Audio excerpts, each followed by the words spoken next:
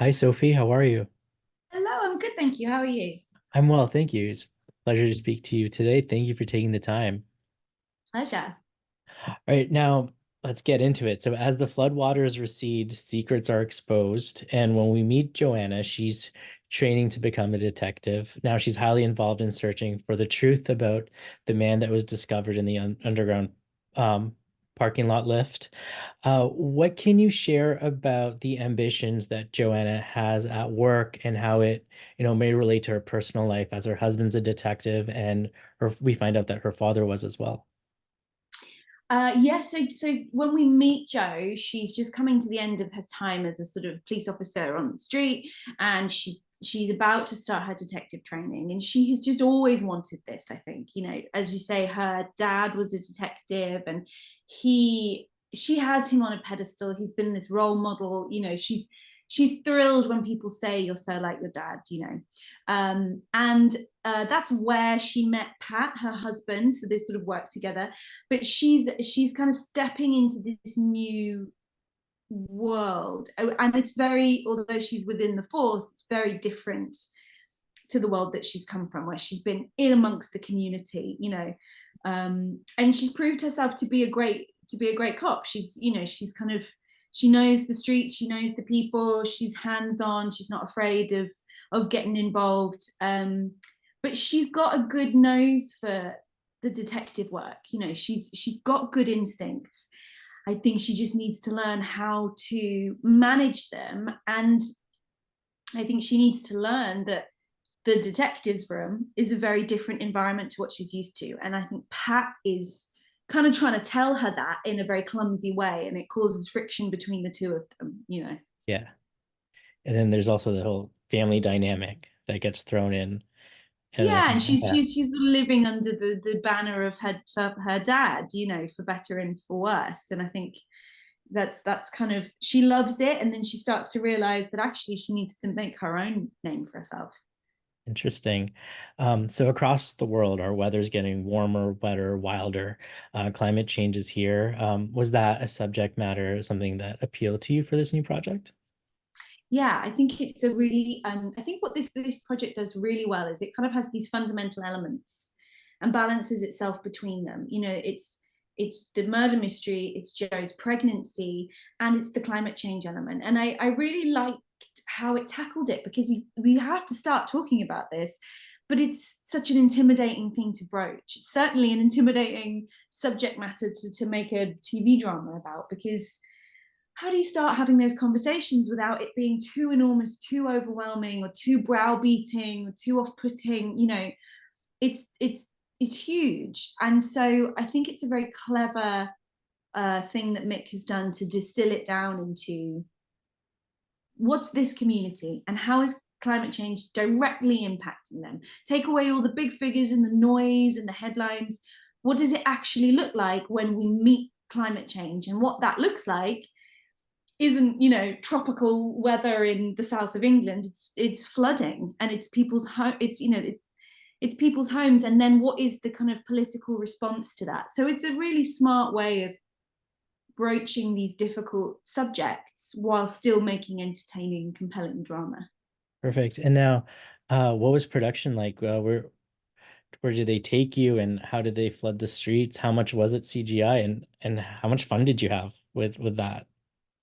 It's so much fun, which seems like a mad thing to say when I look back on the fact that they did just hose us down with water, and I was just wet and cold for 4 months.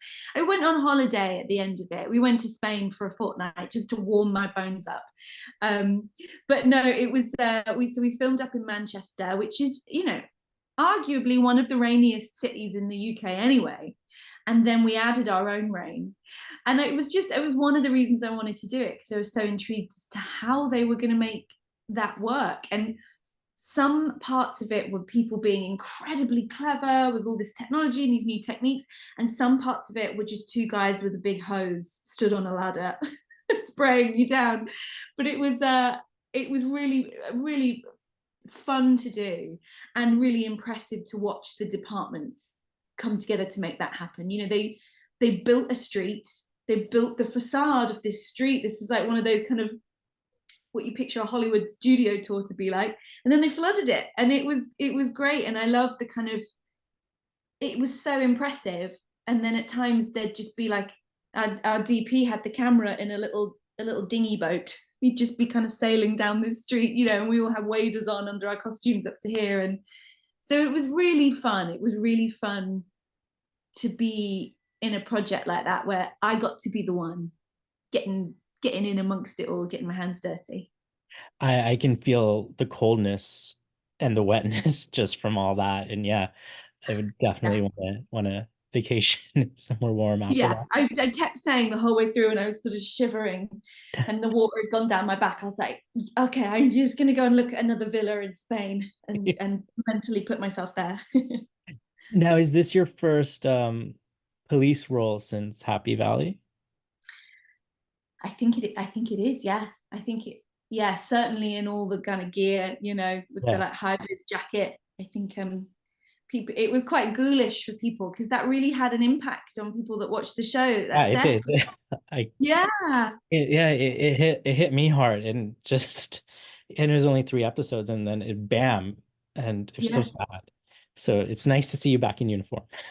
But it was kind of strange for people, because it was so sad, and I was so young then when I did that. I was so much younger, and then it's quite ghoulish to see her come back, you know, what she would have been probably Yeah. had she not got in the wrong place at the wrong time. You've been on such monster hits. We've, Happy Valley, Peaky Blinders, Bodyguard, Gentleman Jack. Uh, what was different about this role for you that really made it appealing? Well, it was a real privilege to lead something, and very intimidating. You know, that was exciting to kind of have a character that you're with the whole way through, and kind of follow her and see her in all these different situations. So that was wasn't ever the plan, but it came along, and I thought, oh, okay, yeah, let's try that.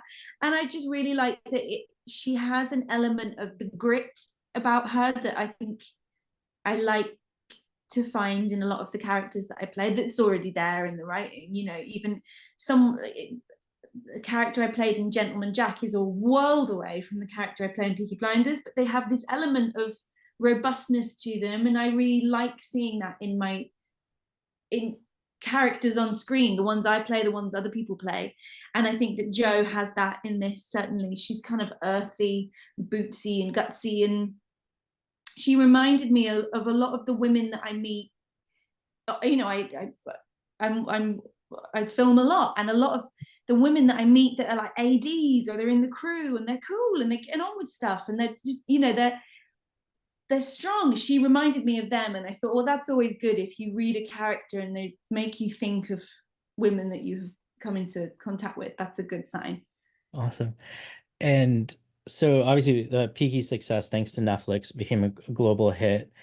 Uh, Bodyguard 2 is huge for Netflix, but we're fine as, British TV lovers that live, in Canada or America.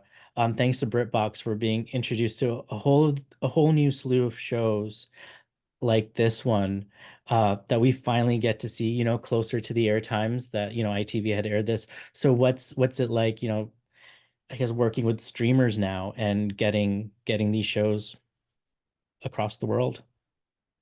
Yeah, it's what, yeah, it is really wild actually, the reach that it enables the shows to have. And then the scale changes, you know, and the kind of the ramifications of that you start to see on the next show that you're on. And it's just great. It's just, as we become more international as a planet, it's really nice to be able to connect with people, you know, not just in the UK, from everywhere. It's really exciting, isn't it? It's why BritBox is so great. It just gives you access to all this, because I mean, I love watching shows from all around the world. You know, it's sort of, so it's great. It's great being able to explore what are other countries watching, what's their show, what's that kind of character, and you learn from them. You know, so I think it's great. Awesome. Thank you so much. I don't want to take up any more of your time, but I really appreciate you speaking with me today. And Oh, best no, of luck with the success of the series. thank you so much. Take care.